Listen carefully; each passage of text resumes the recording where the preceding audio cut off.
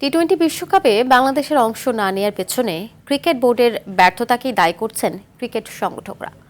Mustafiz issue থেকে বিশ্বকাপ না খেলা সিদ্ধান্ত পর্যন্ত বিসিবির প্রশ্নবিদ্ধ ক্রিকেট কূটনীতিকেই কাঠগড়ায় দাঁড় করিয়েছেন তারা।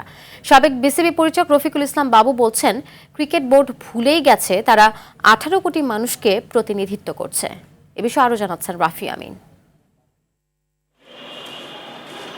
সময়টা ছিল বিশ্বকাপের স্বপ্ন বুননের, সঙ্গে ক্রিকেট পাড়ার ব্যস্ত প্রস্তুতি আর দর্শকদের উন্মাদনা দেখার অপেক্ষা।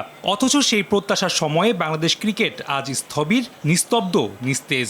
বিশ্বকাপের পথে হঠাৎ টান পড়ায় যেন থমকে গেছে সময়, ব্যাটে বলের শব্দ হারিয়ে গেছে নীরবতায়।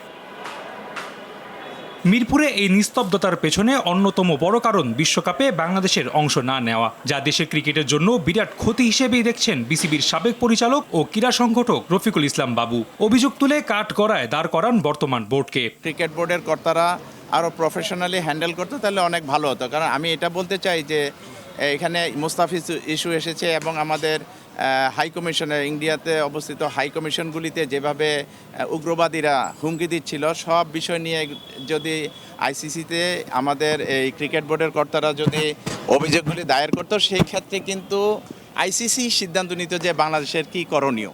সর্বশেষ বিসিবি নির্বাচনের পর থেকেই এই বোর্ডকে অবৈধ দাবি করে সব ধরনের ক্রিকেট বয়কট করেছে 40টিরও বেশি ক্লাব। তালিকায় আছেন এই ক্রীড়া সংগঠকও।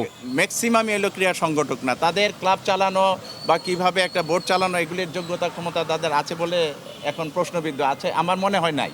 একই অভিযোগ তুলে বিসিবির সমালোচনায় মেতেছেন সাফ জয়ী সাবেক ফুটবলার আমিনুল হক। ঢাকা 16 আসনে নিজের নির্বাচনী প্রচারণায় বিসিবির ব্যর্থতার অভিযোগ তুলে বলেন, আইসিসির চেয়ে নিজেদের বোর্ডেই সমস্যা বেশি। ক্রিকেট বোর্ডের যে আসলে নির্বুদ্ধিতা, এবং আমরা খুব হতাশ হয়েছি যে আমরা দেখলাম যে এই ক্রিকেট বোর্ডের নির্বাচনকে নিয়ে অনেকেই এত উৎসাহ উদ্দীপনা দেখিয়েছে, সেই ক্রিকেট বোর্ডের পরিচালকরাই একে একে সবাই পদত্যাগ করছে।